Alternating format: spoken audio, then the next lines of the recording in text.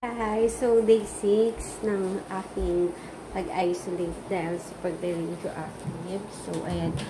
Kunin na natin ang aking dinner for today. Okay. Pinagalan tayo ng pagkuko ng ubas. And then, ito. Daing. Tapos, and then, mani.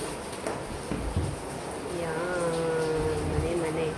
So, guys, napapansin nyo, tuwing nag-video ako, mukha ko lang pinapakita ko. Kasi, ayun eh, makikita nyo yung chan ko. Tsaka lagi lang ako nakapanture. So, nakakaya naman pag nag-picture ako ng buo at nakikita yung katawan.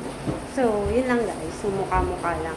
So, that's my food for today. Magdi-dinner na ako. So, pwede naman na tayo kumain ng daing, no? So, wala nga lang rice. Magpapadala na ako sa kuya ko ng rice. And then, update ko lang, hindi ako nakaligo for today dahil nawalan ng tubig. Buti na lang, naka-germs na ako. At nakapaghugas ko ng plato. So, wala ng tubig. Ayun din ba ako maliligo? Tapos, maliligo na kasi dapat ako kanina. Eh, alisin ko na yung damit ko. Biglang naipitan ako ng ugat sa likod. Okay. Oh, no! Grabe talaga. Paano na maga yung likod ko? Kaya, di mo na ako naligo. Kasi baka mamaya, magkaroon pa ako ng problema na natimpa ako. Kasi di ba naipitan ng ugat? Ang sakit talaga.